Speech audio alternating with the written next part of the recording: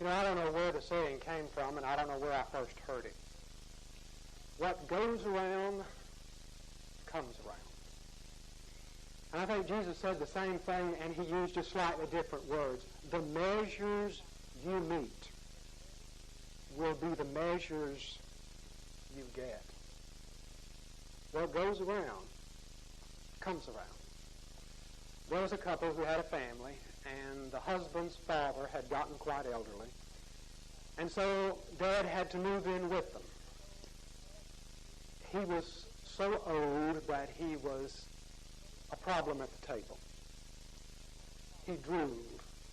He dropped his food. And it was a very unpleasant experience for the family, for this old man to eat at the table with them.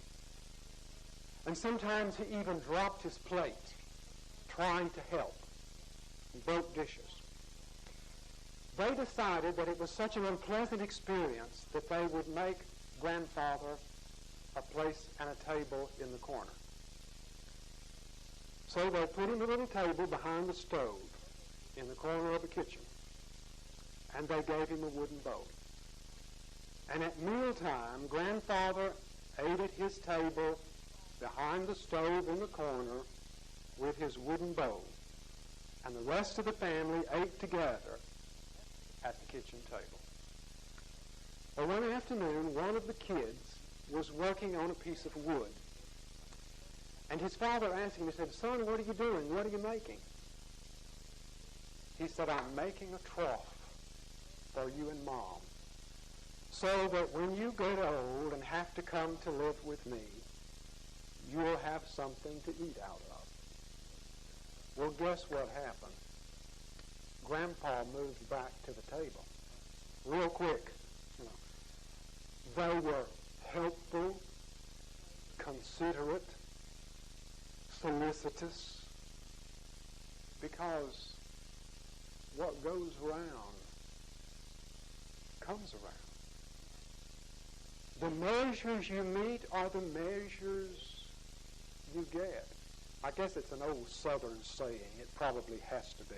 Your chickens are going to come home to roost. The story that Jesus told that I read for the lesson this morning, it's pretty tough. As a matter of fact, when we read it, we start looking around for other answers in there about that man. And we start looking and saying, surely he did something else. What else did he do? But nothing else is there. A rich man. We don't even have his name. He's just called a rich man. Now the other fellow's got a name, but he is just called the rich man. He feasts sumptuously. You can just see the food on the table in his house. We are told he is dressed in purple, the most exclusive, expensive garments of the time, because of purple dye and how expensive it was to extract. So we get the picture of a man who has everything in the world. And then at the gate, literally at the gate of his estate, is a man by the name of Lazarus. You know, I thought street people only happened in the last 10 years or so. That's not right. I guess you'd call this man a street person. And that was 2,000 years ago. And he's sitting at the gate, and he is dirty and filthy. And he's got sores all over him. And the dogs in the street come around him, and he is terrible. And the rich man doesn't even see him. He sees him, but he doesn't see him. There are things you'd rather not see.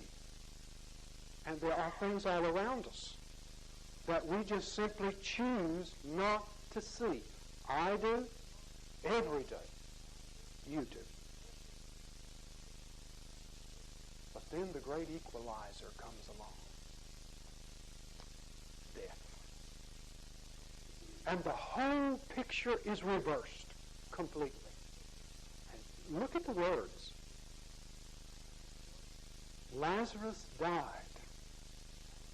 and was carried by the angels to Father Abraham. The rich man died and was buried. Period. That's all it says about it. And then the whole picture changes. Everything is different. And here is this guy calling out to Abraham where he sees old Lazarus by his side saying, hey, this is tough. Send Lazarus. Let him just bring me some water. And that's when Abraham says, hey, there's this great chasm, this great gulf between us. We can't get there. You can't get here. He says, then let him go to my brothers, to my father's house. I got 5 brothers. Hey, they need to know about this. They need to know what they're not seeing. They need to know what's out there. I don't want them to do what I did, to repeat what happened to me. I don't want them to come here. You know what Abraham says? Hey, but in all the prophets out there, let them listen. And he says, no, Father Abraham. That's not good enough. But if somebody comes from the dead and talks to them, then they'll believe. And he says, no. Can't be. He said, if they have not listened to Moses and the prophets, they are not going to listen to somebody who comes from the dead. And you know he was right. Did not Jesus come from the dead? And have we listened? Have we heard? Isn't there a whole world out there that hasn't heard and doesn't see still? Although somebody came from the dead to tell us. Abraham was right. You see, what goes around comes around. The measures you meet, they're the measures someday you get back. There's a judge in Memphis that's trying something different with burglars who burglarize people's houses. You know, they say that's a very terrible experience to have somebody break in your house when you're there or when you're not there. You know, it's like you've been invaded. And to come home and find things that are not there, that are your personal stuff. So a judge in Memphis is trying something different. The burglars in Memphis that have been caught and taken to court and who have houses and homes, he is letting the people whose homes they broke into, that they stole from, go into their houses, take a deputy sheriff with them when they're not home, and pick up what they want out of their houses that is up equal to the amount of stuff that they had stolen from them. One fellow went to the burglar's house with a deputy in tow, and the first time he couldn't find a thing he wanted. Didn't see anything. He says, just my luck. But he decided he wanted to go back later, and they let him go back. And this time he came out with a color TV set and a stereo component. All legal. Oh, what goes around comes around. The measures you meet, the measures you get. What are you going to take with you when you leave this world? And you're going to go. I hate to tell you that. I hate to give you that bad news this morning. It shouldn't be bad news for us to say you're going to go and what are you going to take with you. It should be great news. But I bet you there's not a soul sitting out there that I said I got something to tell you and you're going to go that you didn't quickly think negatively. It shouldn't be that way. But what are you going to take with you? I'll tell you what you're going to take with you. Your relationships that you have made here, your relationship with God. You're going to leave behind some things you've done. Nothing else is going to matter at all whatsoever. That's what you're going to take with you. When the storm came in a few weeks ago, What'd you take with you when you left? Fortunately, we were out of town. We called back and told Amy, you get out of here as quick as you can, but go by the house and get the pictures. Gotta save the pictures of the kids. We don't want to lose that. And she comes with a car packed up with stuff. I don't know why I didn't say get my sermons. I always said if the house burns up, get the sermons out. And I don't know why I'm saying that. I've been here so long I can't even use old sermons anymore. So I don't know why I'm worried about the sermons anymore. And maybe that's why I didn't say get them with you when you go. But what did you gather up? What was important when you had to leave here? It was you and your family, your kids. It was you personally and people you knew. That's what you were concerned about. That's what's important. Leo Buscaglia went to Cambodia a couple of years ago on a trip. And he said he learned about the monsoons in Cambodia. Once a year they come and just wash everything away, especially if you live anywhere near the coast. And he said, so he saw all these people living on rafts, great families together living on rafts. And he rode his bicycle down there and he told a lady with him, he said, let's help them move, become a part of the community. She said, move where? They don't have anything to move but themselves. Doesn't do them any good to move. Monsoons are going to come and wash it all away anyway. What they have is themselves and their families. That's really all they've got. And when it all boils down, that's what you've got. It's yourself and your families, your relationship with God. That's all you've got. Bottom line. A movie called Life Stinks, about a very wealthy man, businessman. And he owned a bunch of old buildings downtown. He had a chauffeur-driven limousine.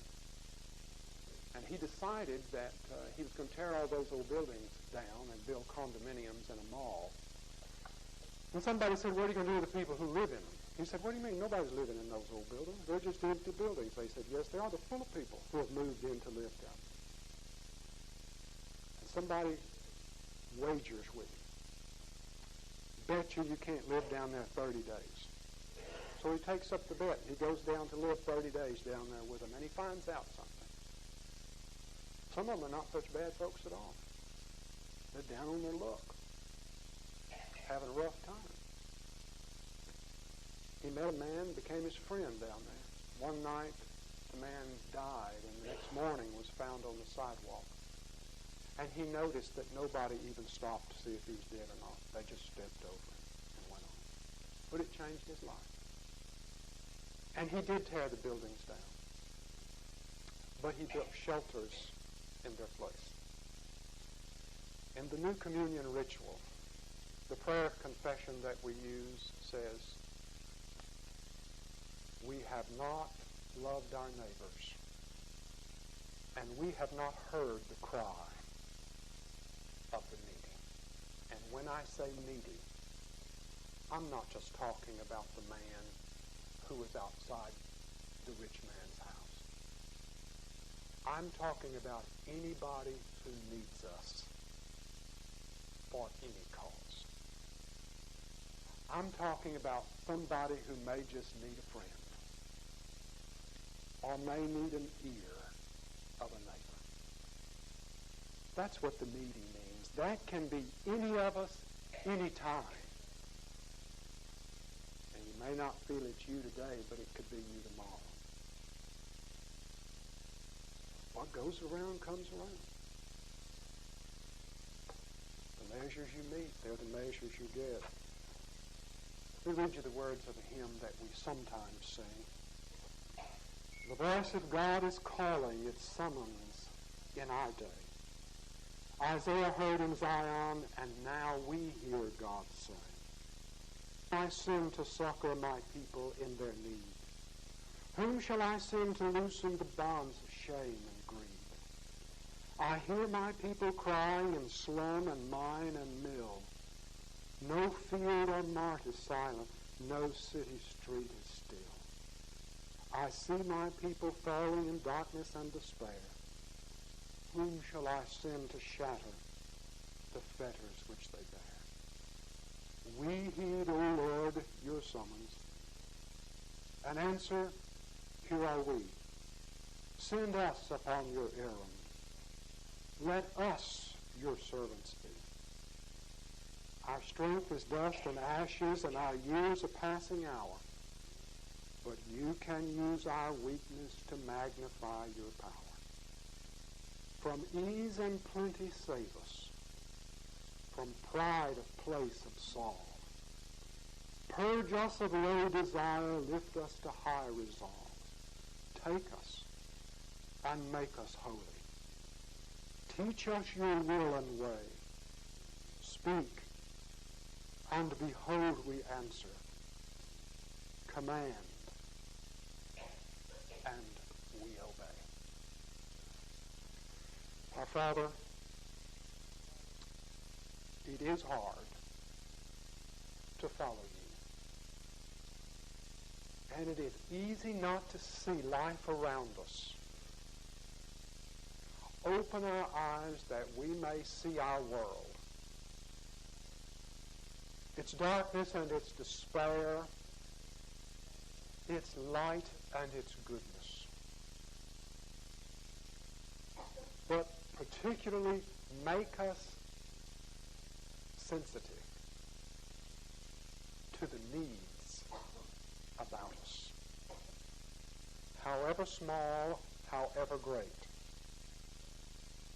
Command.